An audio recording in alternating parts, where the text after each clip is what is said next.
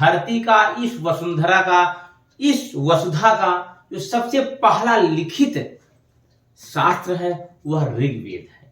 इसे बताने में हमें असीम गर्व और असीम आनंद की अनुभूति होती है कि इतने महान ग्रंथ की रचना हमारे देश में की गई और हमारे देश के ही नहीं, दुनिया के बड़े बड़े साइंटिस्ट, बड़े बड़े व्याख्याता, बड़े बड़े विद्वान इस बात को बेझिझक स्वीकार करते हैं कि जो बातें, जो विज्ञान की शुरुआती संरचना हमारे देश ने दुनिया को दी, चाहे वह शून्य हो, चाहे वह दशमलव हो, या इसी प्रकार के हमारे देश में रचे गए चिकित्सा साहित्य और इंजीनियरिंग से जुड़े हुए साहित्य हो, उसने दुनिया को जो दिया है वह अपने आप में अद्वितीय है, जिसकी कहीं हम दूसरे माध्यमों से भरपाई नहीं कर सकते हैं। हमें गर्व होता है कि हम इतने महान पुरोधा, इतने महान पूर्वजों की संतानें हैं। और उसी के बाद धीरे धीरे जब हमारे देश में डेवलपमेंट होता है, जब पश्चिम में कैम्ब्रिज, ऑक्सफोर्ड जैसे विश्वविद्यालयों की स्थापना हो रही थी, तो उस समय हमारे देश में 97% साक्षरता थी, ऐसी बातें मानी जाती है। और यदि हम उद्योग धंधों की बात करें, आर्थिक गतिविधियों की बात करें, तो पूरे संसार का 25% व्यापार हमारे देश के माध्यम से होता था।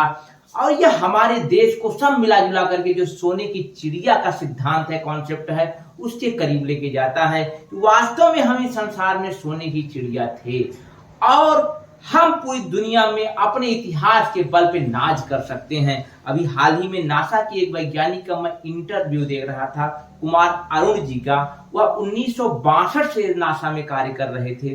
उन्होंने अपने इंटरव्यू के दौरान चंद्रयान की भरपूर तारीफ की और साथ ही साथ उन्होंने भारतीय शास्त्रों द्वारा विज्ञान में की गए योगदान की भूरी भूरी प्रशंसा की और इतनी अच्छी अच्छी बातें बताई कि उन्हें सुन करके मुझे अति आनंद की अनुभूति हुई कि इस प्रकार के हमारे साइंटिस्ट हैं। और आइंस्टीन तो बार बार इस चीज का जिक्र करते हैं कि भारतीय वेद, भारतीय शास्त्र, भारतीय जो स्क्रिप्चर्स हैं, उनका विश्व में जो देन है उसका कोई सानी नहीं है। हमें इस पर गर्व होना चाहिए। हम आगे बढ़ें तो गर्व के साथ स्वागत, अभिनंदन, आभार स्वीकार करिए अपने दोस्त रघुवंशी का नमस्कार। हमें सोचना होगा आखिर वह कमियां कहां से आ गई, वह कमजोरियां कहां से आ गई, जिसकी वजह से हम अपने इस पुरातन महान धरोहर को आगे बढ़ाने में असफल हुए और हम उस अधोगति को प्राप्त हो गए कि हम आजादी के समय हमारी देश की जो साक्षरता दर थी वह 18 से 20% तक आ गई, जो एक में 97% तक हुआ करती थी। हमें उन चीजों को समझना होगा। मैं किसी विशेष बात की यहाँ पर जिक्र करता हूं तो अपने विचारों को आप पर थोपने जैसा होगा, या खुद से आप चिंतन करके, मनन करके, अध्ययन करके पता कर सकते हैं कि आखिर इतने बड़े कालखंड में लगभग 1000 वर्षों तक हम किस प्रकार का जीवन जीते रहे, हम कैसा जीवन जिए कि हम आज विज्ञान में और अन्य वैज्ञानिक दृष्टिकोणों में, इसे साइंटिफिक टेम्परामेंट कहते हैं, उसमें पिछड़ते चले गए और अंधविश्वासों की वो अंधी गुफा में चले गए, जिसे लड़ने के लिए राजा राम मोहन राय जैसे समाज सुधारकों का जीवन समर्पित हो गया। ईश्वर चंद्र विद्यासागर और ऐसे असंख्य महापुरुषों ने अपना पूरा जीवन खपा दिया। तब आज हम एक ऐसी स्थिति में आए हैं कि हम अपने चंद्रयान को चंद्रमा के दक्षिणी ध्रुव पर उतारने में सफल हुए हैं।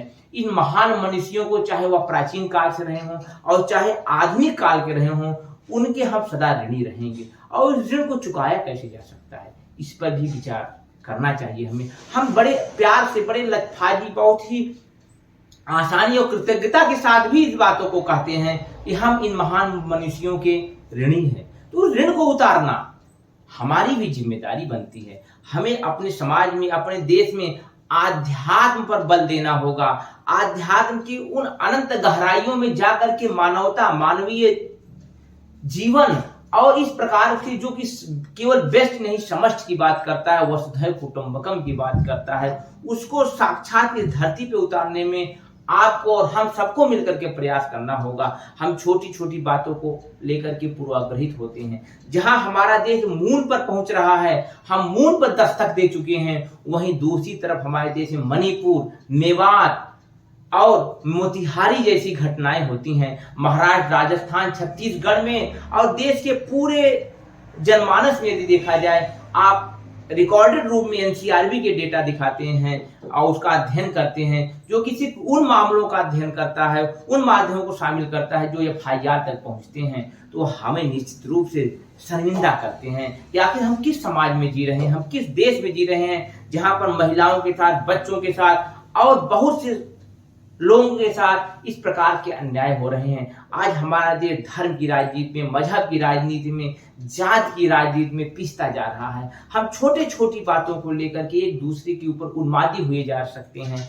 जो लोग मिलकर के इस देश को विकास की तरफ ले जा सकते थे, विज्ञान की तरफ ले जा सकते हैं, आध्यात्म की तरफ ले जा सकते हैं, वह आपस में टकरा रहे हैं, वह आपस में लड़ करके खून खराबा कर रहे हैं और इस अपनी वसुंधरा को, अपनी भारत माता के ऊपर हम खून की बूंदें गिरा रहे हैं, जहां पर हमें श्रम का पसीना गिराना चाहिए। यह इस बात को बताता है कि हम कहीं न कहीं साइंटिफिकली डिरेल होते चले जा रहे हैं। बड़ी खुशी की बात थी, लगभग 8 से 9 करोड़ लोगों ने इसरो के आधिकारिक यूट्यूब चैनल पर चंद्रयान के चंद्रमा पर उतरने की घटना को देखा।